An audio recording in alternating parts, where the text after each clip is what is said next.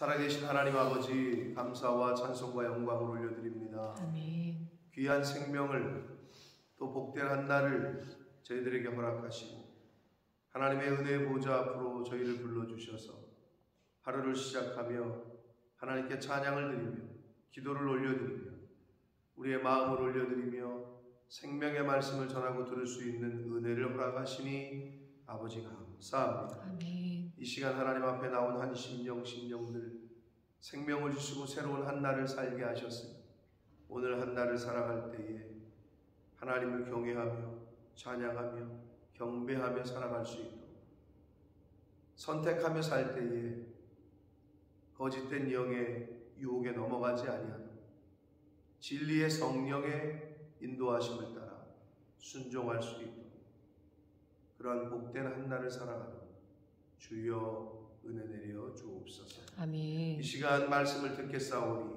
성령 하나님 저희들과 함께 하셔서 들어야 될 것을 듣고 받아야 될 것을 받을 수 있는 시간이 되도록 이 시간을 주장하여 주옵소서. 아멘. 예수 그리스도 이름으로 축복하며 기도 올리옵나이다. 아멘. 아멘. 자, 14장 오늘 본문에서는 13절까지 본문에서는 환난을 이긴 성도가 받을 상급과 불신자들에 대한 심판이 언급되고 있습니다. 그러니까 짐승의 표를 거절하고 믿음을 지킨 하나님의 성도들이 하나님의 인침을 받아 생명의 면류관 상급을 받을 것이고, 그러나 짐승의 표를 받고 우상을 숭배한 자들은 비참한 심판을 맞이할 것에 대한 말씀을 하셔요. 그래서 성도들에게는 환난을 참고 인내할 수 있는 소망을 주시고 있고, 불신자들에게는 그 환난 가운데 당하지 아니하도록 회개할 수 있는 기회를 주시고 있습니다. 그래서 이제 말씀을 우리에게 주신 거예요. 믿는 성도들에게는 소망을, 불신자들에게는 회개할 기회. 그래서 성경을 주셨고, 그래서 선지자들을 보냈고, 그래서 말씀을 하고 계십니다. 자, 그래서 14장 1절에서 5절까지에서는 14만 4천으로 불리는 말세에 하나님께서 선택하시고 구원할 성도들, 그들의 자세, 그들의 특징을 아주 잘 설명해 주고 있어요. 그러니까 내가 14만 4천에 들어가는 사람인지를 스스로 이제 말씀을 통해서 우리가 점검해 볼 수가 있습니다. 자, 1절 한 절씩 보도록 하겠습니다. 또 내가 보니 보라, 어린 양이 시온산에 섰고, 시온산은 물론 예루살렘에 있는 산, 이게 지형적인 의미보다는 시온은 어떤 의미가 있느냐, 항상 하나님의 성전이 건축된 곳이었고, 그래서 어떤 상징적인 의미를 갖느냐, 하나님의 임재, 하나님의 계신 곳을 의미합니다. 하나님이 계신 곳. 시온산에 섰고 그와 함께 14만 4천, 즉 이 말세 지말에 구원받은 성도들의 숫자를 상징적으로 표현한다고 했습니다. 그 14만 4천이 서 있는데 그들의 이마에는 어린 양의 이름과 그 아버지의 이름을 쓴 것이 있다. 우리가 주 예수 그리스도의 이름과 하나님 아버지의 이름과 아무 관련이 없다면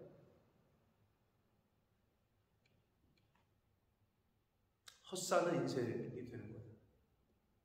우리가 하나님을 아버지라고 부르고 주 예수 그리스도를 말 그대로 그리스도라고 부르는데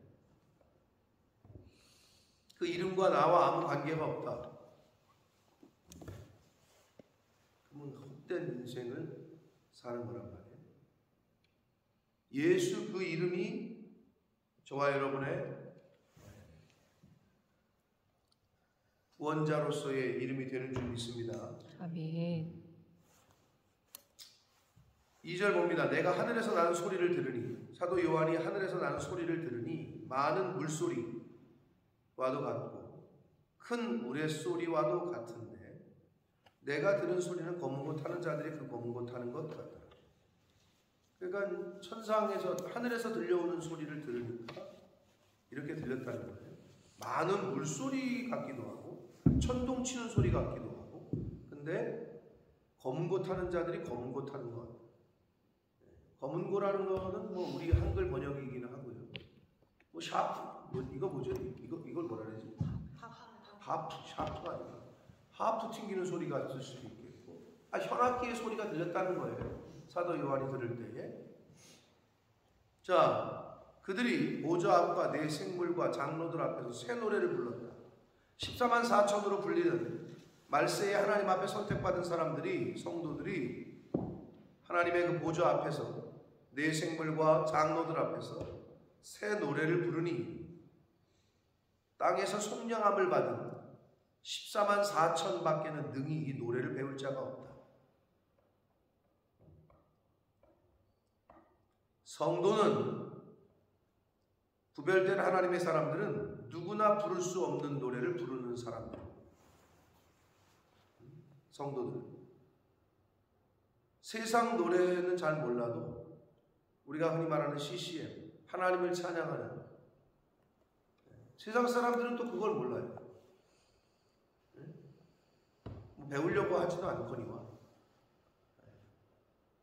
근데 여기서 말하는 새 노래는 14만 4천 밖에 이 노래를 배울 자가 없다. 그러니까 여기서 말하는 새 노래로 부르자, 랄랄라, 뭐 이런 찬양도 있는데, 기존의 곡이 아닌, 그럼 뭐 최신, 요즘에 작사, 작곡된 곡을 부르자, 그 의미는 아니잖아요.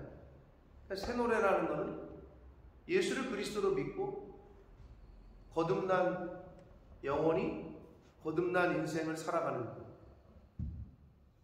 것을 의미한단 말이에요.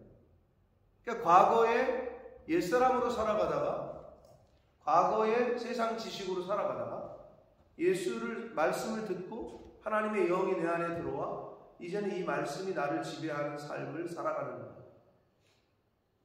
것을 말한다. 그게 새 노래예요. 그게 새로운 삶이에요. 그러니까 여기서도 땅에서 속량함을 받은 사람 밖에는, 14만 4천 밖에는 이 노래를 배울 자가 없다 라고 말씀을 드리고 있습니다. 성도는 세상 사람들이 이해하기 어려운 삶을 살아가는 사람들이에요. 세상의 기준과 지식으로는 이해할 수 없는 삶을 살아가는 거죠.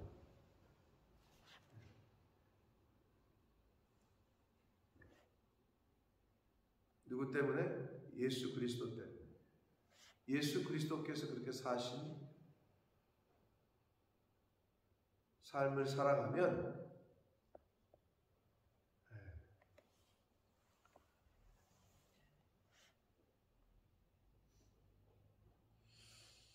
그러니까 많은 믿음의 선배들 중에 다른 사람들과는 다른 선택을 하며 살아가는 선배들이 있어요. 목회자들 중에 창녀촌에 들어가서 사역을 한다든지, 쪽방촌에 들어가서 사역을 한다든지, 또 오지에 스스로 찾아가서 그런 복음을 전하는 선교사님들을 보면 하나님이 주신 사명이 있고 다 뜻이 있으셔서 그러겠지라고 하지만, 그렇지 못한 저 같은 사람들이 볼 때는 빚진 마음이 좀 있어요. 내가 하지 못한 거고, 내가 할 수 없는 일을 하는 거예요.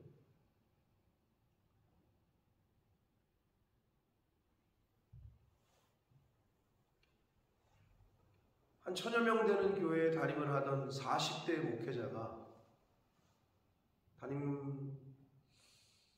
앞길이 창창했죠. 한마디로 우리가 흔히 말하는 잘 나가던 1000여 명 되는 교회 담임이 40대 초반에 됐습니다. 근데 돌연 사임을 합니다. 그 그만두고 어디로 가느냐? 고향으로 내려가. 근데 그 계기가 뭐냐? 저도 몰랐었는데 요즘 알게 된 거예요. 저랑 좀 아는 친분이 있는 분. 친구의 죽음 때문에. 근데 그 친한 친구의 죽음을, 목사가 왜 죽음을 많이 보잖아요. 근데 이제 친한 친구가 죽었는데 복음을 못 듣고 죽었어. 근데 자기는 맨날 예배를 드리고 설교를 하는데 보니까 다 예수 믿는 사람들만 앉혀놓고 설교를 하고 있더라는 거야. 예수 믿지 않는 사람들을 만나기가 어렵다는 거야. 1000여 명 되는 대형, 그래도 중대형 교회 담임이니 얼마나 일이 많겠어. 신방도 다녀야 돼, 관리도 해야 돼. 근데 이제 하나님이 주신 마음이겠죠. 뭐. 아무튼 그래서 사임을 해. 저도 놀랬고, 그 당시에 벌써 몇 년 지났어요. 꽤 지났는데, 근데 알게 된 이유가, 그래서 내려가서 뭐 했냐? 고향에 가서 자기 아파트에다가 방 하나를 만들어서 성경 공부를 시작했는데, 그게 누구냐? 자기 친구 중에 안 믿는 사람. 그러니까 불신자들만 데려다가 성경 공부를 시작해. 그러니까 기존에 교회 다니는 사람들 모아놓고 베델 성소대학 뭐 하는 거 말고 진짜 완전 불신자들, 친구들이건 어떻게 연결된 사람들이건. 내가 늘 얘기하잖아요. 우리 교회는 복받은 교회라고. 저도 그런 면에서 복받은 목사라고. 넌 크리스찬들을 만나기가 어려워요. 한국에 있는 목사님들이. 심지어 성도들도. 왜? 교회 나가는 그 무리들하고만 연합을 하거든. 모임을 갖고. 근데 실제로 내 주변에 있는 불신자들을 향해서 뭔가를 하려고 하는 액션은 잘 못 취하는 것이 요즘의 현실. 저는 저랑 나이가 같거든요, 그 목사님. 40대 초반에 1000여 명 교회, 대형 교회에 담임이 됐고, 한마디로 잘 하는데 갑자기 그만두고 내려가서. 근데 제가 이렇게 그분의 그 이유를 듣고 해서 보니까 저는 너무 많은 애들을 여기서 만났단 말이에요, 18년 동안. 그래서 어제도 우리 수요 모임에 또 새로운 애들이 왔는데, 완전히 뭐 생짜리, 예수 그리스도를 그 풀네임을 들어보지도 못해. 여기가 왜 복 있는 자리고, 저와 여러분이 왜 이곳에서 사역하면서 이곳에서 섬기면서 기회가 뭐냐? 하나님 앞에 섰을 때 진짜 그 한 영혼이 하나님 앞으로 돌아오는 게 온 천하보다 귀하다고 했는데,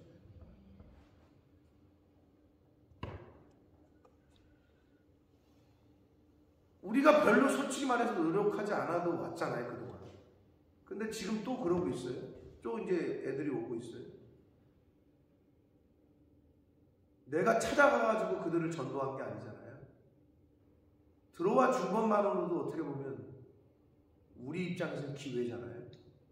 사람을 낚는 어부라 그랬는데, 우리가 하나님의 성도들의 또 하나의 특징이 어부긴 어부인데 물고기가 아니라 사람을 낚는 어부라고 그랬는데, 아니 어부가 수고도 안 하고 물고기가 갑자기 이렇게 툭 튀어가지고 자기 앞으로 오면 이건 횡재 아니에요?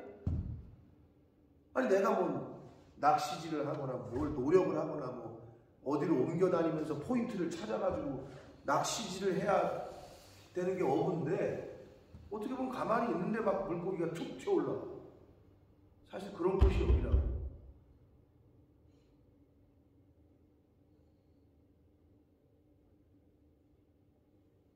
그래서 제가 그 친구가 왜 사임을 했는지를 최근에 알게 되면서 그래도 살아있다. 그리고 쉽지 않은 선택. 과연 나 같으면 그런 선택을 했을까? 라는 생각을 해보게 되는 거죠. 그리고 모든 것을 어떻게 보면 내려놓고 그 쪽방촌에 가서 어떻게 보면 가장 낮은 자리에 있는 사람들과 같이 삶을 같이 하면서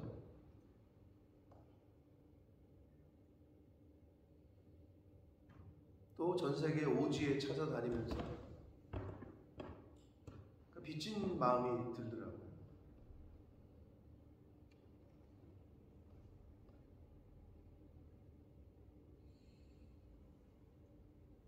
저와 여러분이 새 노래를 부를 수 있는 그러한 삶을 사는 저와 여러분 되시길 축복합니다. 아멘. 영적인 매너리즘에 빠지면 어떻게 되느냐? 매너리즘이라는 표현 알잖아요. 매너리즘에 빠진 사람은 새로운 걸 추구하기가 어려워요. 매너리즘에 빠져 있는 사람. 그냥 평안하잖아요? 그럼 이게 안주하게 되지 새로운 도전하지 않아요. 리스크를 두려워해요. 그러니까 새로운 도전, 새로운 어떤 일을 벌리는 거 싫어요. 그냥 이 체제를 유지하고 싶어하는 게 습성이 인간의 대부분의 사람들의 특성이에요. 근데 믿음이 있는 사람들, 새 노래를 사는 사람, 부르는 사람들, 그러한 삶을 사는 사람들은 항상 도전을 해요.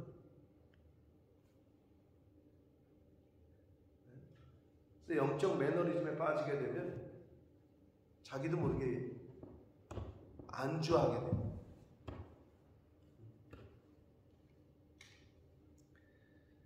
(14만 4천) 밖에는 능히 이 노래를 배울 자가 없다라고 말씀합니다. 자, 그런데 이 14만 4천으로 불리는 요한계시록에서 말세에 하나님이 택하신 구원받은 성도들의 모습은 어떠냐? 4절과 5절에 잘 나타납니다. 첫 번째, 이 사람들이 누구요? 14만 4천이에요. 여자와 더불어 더럽히지 아니하고, 여자는 예수 그리스도를 상징하죠. 교회를 상징하죠.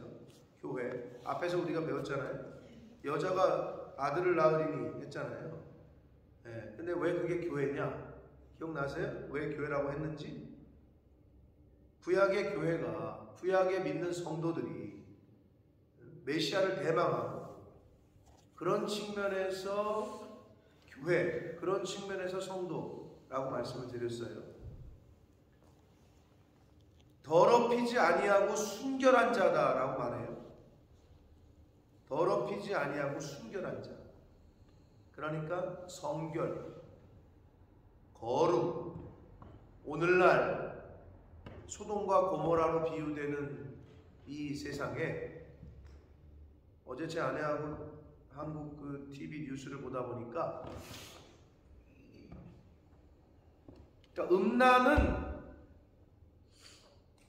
이 부정함은 말세의 특징이고, 소돔과 고모라 또는 폼페이 뭐 이런 도시들이 극에 달하잖아요. 그 더러움이 극에 달하면 하나님이 이제 심판하신 거거든요. 그러니까 이 세상도 마찬가지예요. 정결과 성결과 거룩이라는 단어를 싫어하거든요, 요즘 사람들. 여러분, 혼전순결 지킨다 그러면 사람들 콧방귀 껴요. 그런 사람이 있냐 그래요, 오늘날. 네? 그러니까 그런 시대인데, 어제 뉴스 보니까 디지털 범죄 해가지고, 자기가 젊었을 때 누구랑 어디 모텔을 가거나 들어간 거가 찍힌 거지. 자기도 모르는 사이에 전 세계의 그 사이트에 그게 영상이 올라가 있는 거예요. 그래서 그거를 찾아내가지고 어떤 사람이 신상을 알았어. 주소, 이름. 그래서 그 메일을 보내. 쪽지를 보내. 나 너의 그 동영상을 갖고 있다. 너 나한테 연락 안 하면 이거 다 퍼뜨리겠다. 그때부터 여자는 이제 일상생활이 안 돼요. 여러분 같으면 되겠어요? 그러니까 불법으로 어떻게 촬영한 거든지, 자기의 동의에 의해서 젊은 날에 촬영한 거든지, 그게 떠돌아다니는 거야. 근데 그게 나라는 거를 어떤 사람이 알았어. 그래서 연락을 하는 거야. 너 나한테 연락 안 하면, 내 말에 순종 안 하면 이거를 다 친구들에게 다 뿌리겠다. 여러분 같으면 어떻게 되겠어요? 일상생활이 안 되는 거죠. 근데 너무 많다는 거야. 그런 피해자들.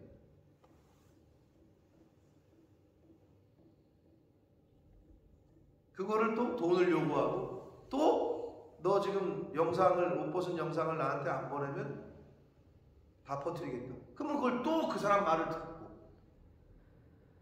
악순환이죠. 이게 계속 반복이 되는 거예요. 그런 시대거든요.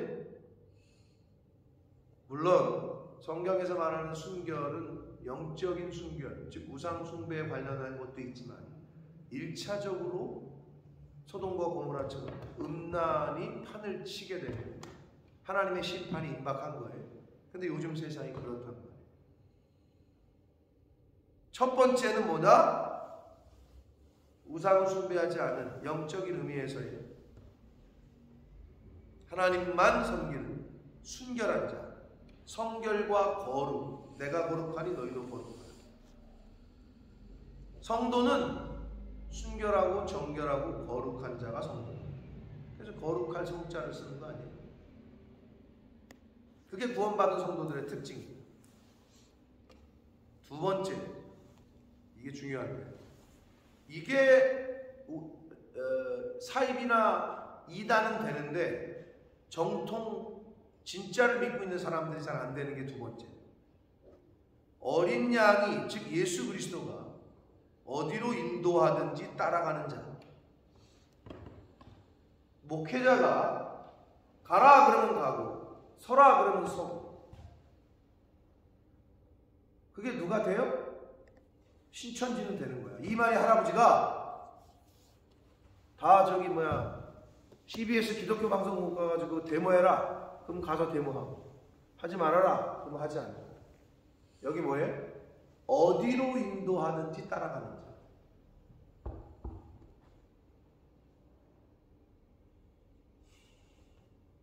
스스로들 물어보세요. 과연 나는 그렇게 되고 있는가?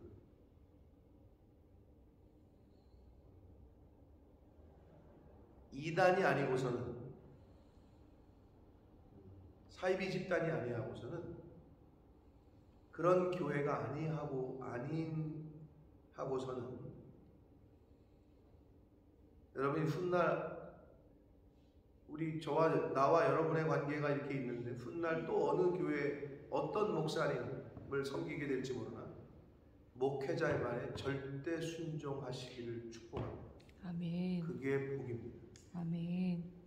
그게 안 되면 제가 늘 말씀드립니다. 하나님은 성도들에게는 그걸 물을 거고, 근데 성도가 목회자가 똑바로 인도를 못하니까 그렇죠. 그거는 판단할 게 아니라고 내가 늘 얘기하잖아. 근데 세상 사람들은 그러고 있다고. 대부분의 교회 성도들이 또 그러고 앉았어. 뭐랑 똑같으냐?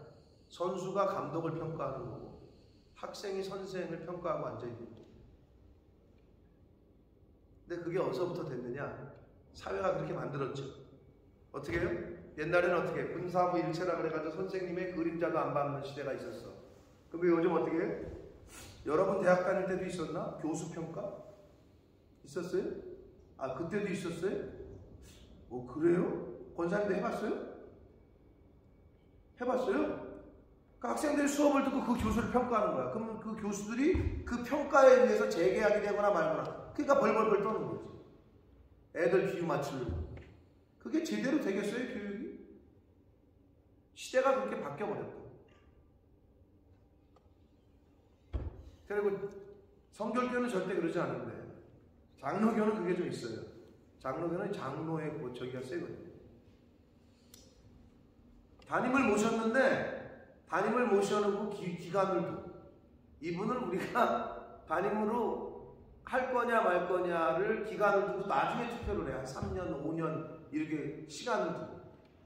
그러니까 위임을 안 시켜. 그걸 위임이라고 그러는데 이건 교회 정치인데 성결교는 취임과 동시에 위임이에요. 당연히 그래야 돼요. 그러니까 예를 들면 이거지. 이 사람을 내가 사도를 모실 건지 말 건지 인정할 건지 말 건지를 한 5년 두고 보겠다는 거야. 누가? 이 사람. 그리고 투표를. 그래 그게 되겠냐? 그게 제대로 목회가 되겠어요? 이단은 사이비 집단은 이게 된다니까. 어디로 가든지 따라가. 어디로 가든지. 자, 구원받은 성도들의 두 번째 특징은 어린 양이 어디로 인도하든지 따라가는 자다. 즉 절대적인 순종을 하는 사람들입니다. 이게 구원받은 사람들의 특징입니다. 세 번째는 속량함을 받아 처음 익은 열매로 하나님과 어린 양에게 속한 자, 즉 하나님께 속한 자. 이 말은 구별되고 헌신됨을 말해요. 처음 익은 열매. 첫 것은 내 것이다. 우리 서진이가 첫 열매를 드렸더라고. 그 첫 번째 받은 월급인가?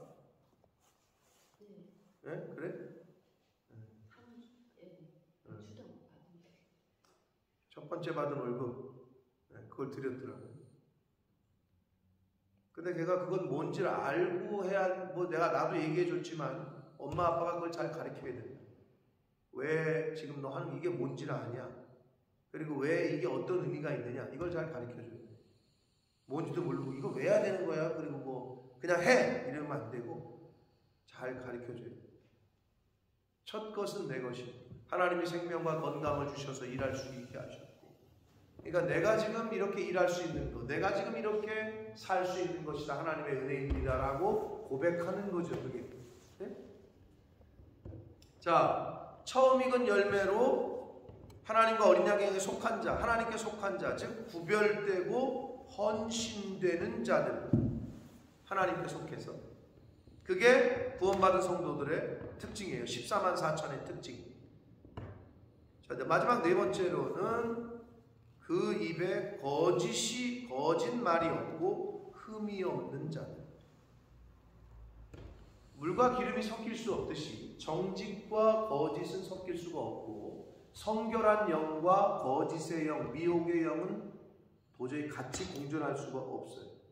그렇기 때문에 교회를 다니고 하나님을 믿고 예수 그리스도를 구주로 영접했다고 하는데 생활 속에서 거짓말을 너무 밥 먹듯이, 이거는 공존이 안 되는 건데 그러고 있는 거죠. 그건 이제 퀘스천이에요. 그 진짜와 가짜는 하나님이 판단하실 거예요. 특히 장사하는 사람들이 그 선이 있어, 선. 너무 어려운 거지. 나한테 심지어 남 목사님 그때 뭐라고 그랬냐면, 그래서 아니 어디 가서 음식을 먹었는데 자기는 맛이 없으면 맛있다는 얘기를 안 한대. 그것도 거짓말이라는 거야. 그럼 어떻게 해요? 그럼 맛없다고 그러거든. 그렇게 안 한대. 그럼 어떻게 할까? 잘 먹었습니다라고만 얘기하는 거야. 근데 나한테 다른 사람들이 근데 양 목사님은 다 맛있다고 그러니까, 근데 나는 맛있으니까 맛있다고 얘기하는 거거든. 우리 집사람이 이걸 정확히 알지. 저는 맛이 없으면 먹질 않아요. 근데 나는 어디 가서 먹었는데 맛있어. 그럼 맛있다고 얘기해. 그래서 그러면 매형은 어떻게 해요? 자기는 그냥 잘 먹었습니다라고만 얘기한대. 그것도 뭐. 그러니까 그런 부분까지도, 그러니까 그냥 이렇게 뭐라 그러지? 그냥 립 서비스? 이런 거 잘 안 한다는 거야. 그렇게 구별한다는 거죠. 그러니까 성도는 이 말을 굉장히, 왜 말이 힘이니까. 그 입에 거짓말이 없고 흠이 없는 자들이 14만 4천의 특징이야. 자, 성결과 거룩과 순종과 구별과 헌신과 거짓이 없고 흠이 없는 자. 이게 성도들의 특징. 저와 여러분은 어떤가? 오늘 말씀을 통해서 나 자신을 비춰보는 저와 여러분들에게 축복합니다. 아멘. 자, 6절부터는 세 천사가 전하는 말인데, 첫 번째 천사는 임박한 심판을 선포합니다. 6절과 7절에. 또 보니 다른 천사가 공중에 날아가는데 땅에 거주하는 자들 곧 모든 민족과 종족과 방언과 백성에게 전할 영원한 복음을 가졌다. 영원한 복음. 7절, 그가 큰 음성으로 이르되 하나님을 두려워하며 그에게 영광을 돌리라. 라고 누구에게 전하는 거예요? 땅에 거주하는 자들, 모든 민족과 종족과 방언과 백성에게 전하기를 하나님을 두려워하며 그에게 영광을 돌려라. 이는 그의 심판의 시간이 이르렀다. 자, 심판의 시간, 타임 투 저지가 왔어요. 이제 하늘과 땅과 바다와 물들의 근원을 만드신 이를 경배하라 하더라. 자, 하나님을 두려워하며 경외하며 그에게 영광을 돌리고 하늘과 땅과 바다와 물들의 근원을 만드신 하나님을 경배하는 것, 이것이 인생의 목적입니다. 아멘. 근데 많은 사람들이 자기가 지금 살아가는 인생의 목적지가 어딘지, 또 중요한 거, 왜 사는지도 모르고 산다니까요. 아니, 그래서 왜 사냐고 물으시면 그냥 어찌요. 그게 그런 시가 있잖아요. 왜 사냐고 물으신다면 그냥 어찌요. 그게 뭐냐? 모른다는 거야. 왜 살고 있는지 자기가. 늘 말씀드려요. 지나가는 차를 세워놓고 지금 어디로 가세요? 다 목적지가 있어. 100대면 100대 다. 근데 만약에 세워놓은 지금 어디로 가세요?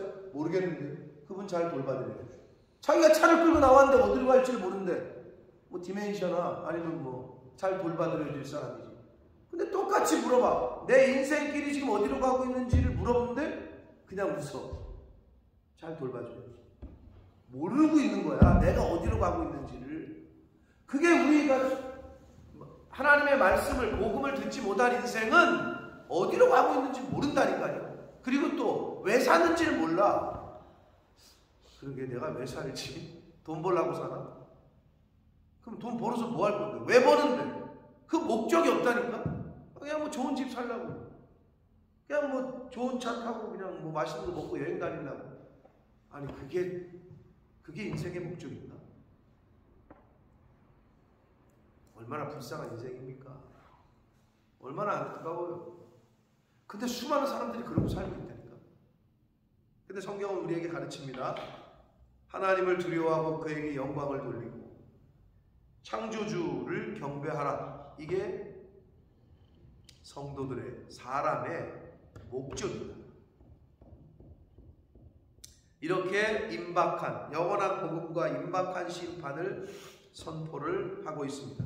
두 번째 천사는 큰 성 바벨론의 멸망에 대한 예언적인 선포를 하는데 8절, 또 다른 천사 곧 둘째가 그 뒤를 따라 말하되 무너졌도다 무너졌도다 큰 성 바벨론이요 모든 나라에게 그의 음행으로 말미암아 진노의 포도주를 먹이던 자로다 하더라. 바벨론은 바벨론 제국의 수도인데요. 여기서는 어떤 의미로 상징적으로 쓰였냐? 소돔과 고모라 하면 음란에 대표되는 도시로 말하잖아요. 야, 저기는 소돔과 고모라야. 이렇게 말하듯이 여기서 말하는 큰 성 바벨론은 사치와 허영과 도덕적 타락으로 유명했거든요. 실제로 이 바벨론 제국의 바벨론이. 그래서 바벨론 말하고 있는 지금 이 의미는 그 도시의 성격이 비슷한, 그 당시 이 초대교회 당시에 로마를 1차적으로 지칭하고 더 폭넓게는 그냥 사치와 허영과 음란이 만연한 시대. 근데 요즘 어때요? 저는 사치는 안 하는 것 같은데 옷장을 열어보면 뭐 이렇게 많은지. 근데 그것도 사치라고 하려나? 뭐 제 아내가 여기 있으니까 내가 거짓말을 못하죠. 저는 체로티샵 돌아다니는 거 좋아하거든요.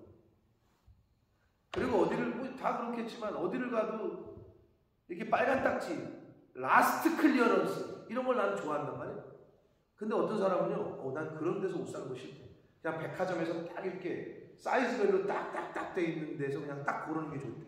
근데 저는 그렇지 않아. 막 무더기로 쌓여 있는데 여기서 뭐 보석 고르듯이 내가 마음에 드는 거를. 그래서 나는 TK max가 나의 페이브릿이야. 거기는 사이즈로 돼 있지 않잖아. 그냥 무더기로 있는데 거기서 골라야 되잖아, 내가. 나는 그런 걸 좋아하는데 그게 사치라고 말한다면 할 수 없지만, 자, 많잖아요. 우리 백도 많아, 신발도 많아, 옷도 많아.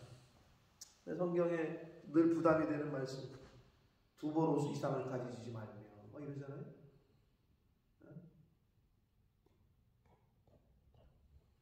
아프리카 가면 맨발로 다니는 사람이 얼마나 많은지 몰라요. 근데 아프리카 저도 2번 갔다 왔습니다만 가져갈 수가 없어. 무게 제한 때문에. 그건 다시 특별한 경로를 통해서 컨테이너를 보낸다. 그런 거 전문적으로 하는 NGO 단체들을 통해서 우리가 보내야 되지. 아마 우리 교회 성도들 것만 다 추려도 컨테이너까지는 아니어도 어마어마하게 나올 거야. 그러면 한 마을을 입히고도 나올 거야. 우리가 믿는 사람으로서 이제 스스로 그런 거를 좀 돌아봐야 된다라는 거고, 큰 성 바벨론이 바로 그러한 음란과 사치와 허영으로 상징되는데, 여기서 영적으로는 하나님이 없는 곳, 하나님이 임재하시지 않는 곳, 그리고 세속 문명을 뜻해. 세큘러한 세속 문명을 뜻한. 자, 그래서 근데 어떻게 해요? 그게 무너졌다는 거예요. 무너졌다. 그러니까 하나님의 이제 심판으로 인해서 이제 무너진다는 거죠. 근데 여기서 어떻게? 그의 음행으로 말이야. 영적인 음란, 우상숭배. 나 우상숭배 안 하는, 우리 송아지, 집에 송아지 있는 분 있어요? 송아지 형상? 그런 거 아니잖아요. 근데 그게 아닌 거를, 나는 그런 거 없는데 라고 생각하시면 안 되고요. 말세에는 하나님과 재물 둘 중에 하나를 선택해야 된다고 성경은 가르치잖아요. 하나님보다 내가 돈이 우선된다. 그러면 그게 우상숭배. 그걸 구별하지 못하면 하나님의 것은 도적질하고. 여러분 죄송하지만 10의 1조가 없는 달이 있어요? 있을 수 있어요, 없어요? 성집사님, 10의 1조를 못 드리는 달이 있을 수 있어요, 없어요? 있을 수 있겠지. 백수라면 있을 수 있겠지. 자기가 먹을 게 없다면. 이해돼? 1,000원을 벌었어? 100원을 해야지. 100만 원을 벌었어? 10만 원을 드려야지. 그나마 원래 다 하나님 건데 그걸 상징하고 의미하는 거잖아요. 그런데 집사가 되고 권사가 되고 장로가 됐는데 11조를 안 해요. 그건 퀘스천이야. 제가 볼 때 목사 입장에서 볼 때 퀘스천이야. 하나님을 하나님으로 인정하지 않고 내 인생의 주인으로 인정하지 않는, 그게 우상숭배라는 거예요. 하나님보다 다른 게 앞선다. 그게 우상숭배라는 거예요. 내 자식이 앞선다. 자식이 우상숭배야. 우상이지, 나에게 있어서. 아브라함에게 왜 이삭을 바치라고 그랬어요? 믿음을 보시고자 했던 거 아니에요? 네가 진짜 내가 퍼스트냐? 그 믿음을 보시려고 했던 거 아니에요? 그러니까 오늘날 여러분 집에 송아지 형상이 없다 그래서, 뭐 뱀 형상이 없다 그래서 나는 우상 숭배 안 하는데 라고 착각하지 마시라고. 그게 많은 믿는 사람들이 착각하는 거예요. 하나님은 늘 뒷전이고 자기가 우선이고 자기 자식들이 우선인데 하나님의 교회는 뒷전이고, 그러니까 복이 안 되는 거예요. 다윗이 왜 복을 받았다고요? 다윗의 언약이 언제 있었지? 이삭 언약을 지난주에 해가지고 다윗 언약은 모르겠어요. 다윗의 언약을 언제 하나님이 하셨어요? 딱 뭐한 직후야? 네. 내가 하나님의 성전을 짓고자 하는 다윗이 그 마음을 품은 직후에, 내가 여태까지 광야에서 천막에서 살았는데 그 누구도 그런 마음을 품지 않았는데 네가 그런 마음을 품었는데 심히 기쁘다 이거야. 그러나 너는 너 때 안 되고 네 아들 때에 될 거다. 그러면서 블라블라블라가 나온 게 다윗 언약이야. 내 위가 끊어지 않을 것이고 내 후손에서 계속.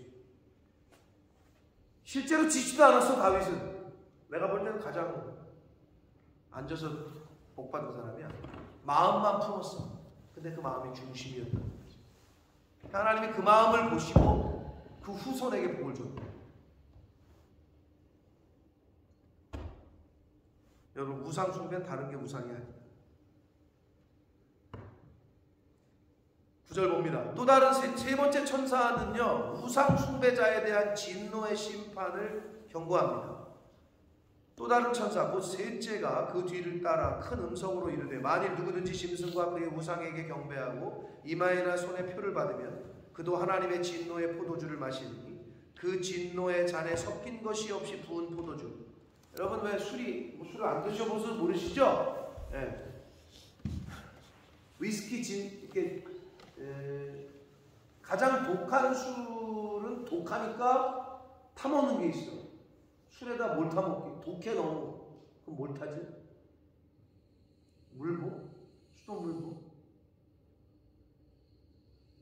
송집사님 뭘 타지? 얼음 타고 또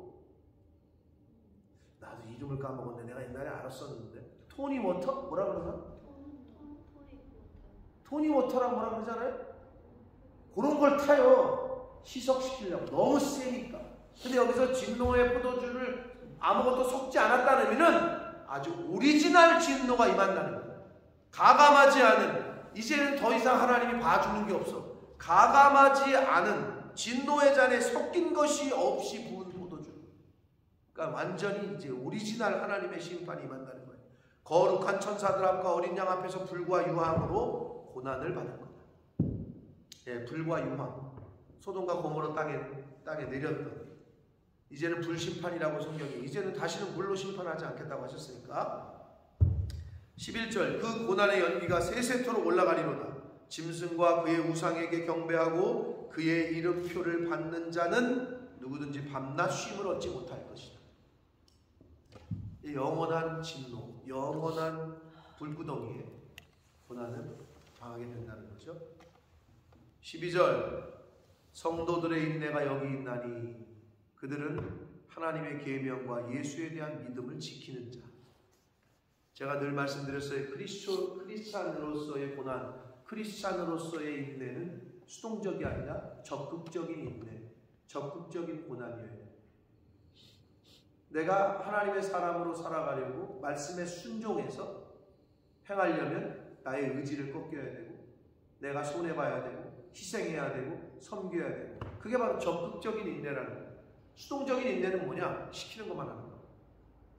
하기 싫은데 어떻게 목사님이 시키니까, 하기 싫은데 선생님이 시키니까 하는 거. 요게 이제 수동적인 인내죠. 나는 하기 싫어 죽겠는데 부장님이 시키네, 사장님이 이걸 나한테 시키네. 그게 이제 수동적인 인내. 근데 성도라면 적극적인, 하나님의 계명과 말씀대로 믿음을 지키려고, 계명을 지키려고 하는 것. 그게 성도들의 인내, 즉 적극적인 인내라는 거예요. 능동적 인내. 그게 성도들의 인내여야 된다. 13절 또 내가 들으니 하늘에서 음성이 나서 이르되 기록하라. 지금 이후로 주 안에서 죽는 자들은 복이 있도다. 할렐루야. 아멘. 주 안에서 죽고 계십니까? 주 안에서 죽는다는 걸 어떻게 우리가 해석을 해야 돼요? 주님 안에서 죽는다는 건 말씀 안에서 나의 성질, 성격, 나의 옛사람, 나의 어떤 분노, 내 안에 있는 육신의 정욕을 죽이는 걸 말해요. 그런 복이 있습니다. 말씀 안에서 오늘 하루도 나의 육신을 죽이고 옛사람을 죽입시다. 아멘. 그래야 복이 있습니다. 아멘. 그런 의미를 말씀하고 있다. 물론 실제로 예수 믿고 죽은 자면 복이죠. 예수 믿고 죽으면 천국이에요. 그게 복이 있는 거죠. 성령이 이르시되 그러하다 그들의 수고가 그치고 쉬리. 여러분 지금 고난 가운데 있고 힘든 때가 있을 수 있어요. 그러나 곧 그칩니다. 그리고 쉼을 얻게 되실 겁니다. 아멘. 이는 그들의 행한 일이 따르고 행한 대로 갚아주리라 하셨습니다. 저와 여러분이 이 땅에서 수고하고 노력하고 헌신한 것 하나님이 다 보고 계십니다. 요즘 나는 별로 하기 싫은데, 나는 그걸 별로 싫어하는데 SNS를 잘하는 분들이 너무 많아요. 뭐 인스타그램, 뭐 유튜브, 저기 페이스북 사역을 알려요 막. 근데 저는 그거를 별로 좋아하지도 않거니와 잘하지도 못해요. 근데 뭐 한국에 있는 목회자들은 자기의 일거수일투족을 다 올려. 오늘은 여기 가서 뭐 했고. 그럼 이제 뭐 여러 가지 의미에서 홍보도 되고 뭐 좋긴 하겠죠. 근데 저는 거의 안 하는 사람이거든요. 근데 이제 옛날 과거의 자료들, 제가 오고 나서의 18년 동안의 기록들이 남아있는 게 있죠. 외장하드나 컴퓨터에. 그래서 어제 이제 몇 가지 봤어요. 서진이 요만했을 때. 화랑이 막 와가지고, 먹단네 뭐 이렇게 말할 때. 그때부터 영상들 중에 이제 김시동 목사님 파송하던 하고 나서 바자회를 했습니다. 기억나세요, 권사님? 김경희 목사님 기억나요? 그때 없었나? 오시지도 않았나? 본모스에 있는 사람 거의 다 왔는데 그때 우리가 바자회를 했거든. 집사람도 그거 보면서 자기는 2번은 못하고 지금도 지금 보면서도 그때 힘듦이 생각이 나. 애들 막 호떡 뭐 떡볶이 한 그릇에 1.50p. 야 어떻게 그렇게 받았냐 이러면서. 그 다음에 또 뭐였지? 뭘 50p에 받았지? 만두, 평양만두. 정현이 엄마 평양만두 해가지고 4개에 1파운드? 4개에 1파운드를 팔았어 우리가. 물론 10년 전이니까 12년 전이니까. 그 영상을 찾아서 만들어 놓은 게 있더라고. 나도 몰랐는데. 그걸 김시동 목사한테 보냈어. 당신은 참 복 있는 사람이다. 본모스에 있는 모든 사람이 당신을 위해서 그렇게 이 바자회에 참여하고 마음을 모았다. 그랬더니 거기다 뭐라고 써요? 자기들 너무 감동이고 그래서 그렇게 전해달래요. 사모님의 그 헌신과 수고를 하나님이 다 보신다. 이렇게 써서 보냈더라고. 여러분, 이 땅에서의 저와 여러분의 헌신과 수고는 차라리 이 땅에서 안 알아주는 게 좋아요. 왜 그런다 그랬어요? 이 땅에서 알아줘가지고 영광을 받으면 이제 끝이야 그걸로. 성경에 그렇게 나와 있어. 네가 이 땅에서 행한 걸로 이 땅에서 칭찬을 받고 영광을 받으면 그걸로 끝이래. 그런데 그걸 오른손이 하는 일을 왼손이 모르게 하면 어떻게? 하늘에 산물이 있다. 여러분, 알아주지 않는다고 서운해할 필요도 없어.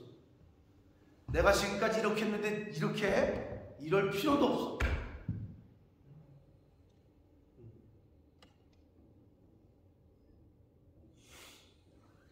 저와 여러분의 남은 인생이 좀 멋진 인생, 그리고 유의미한 인생이 되길 축복합니다. 아멘. 저는 저대로, 여러분은 여러분의 맡기신 자리에서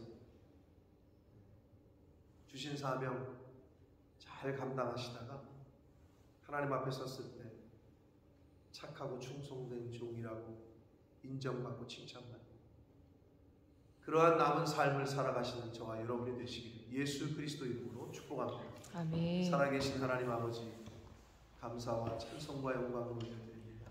아멘. 오늘도 생명 주시고 새날을 허락하시고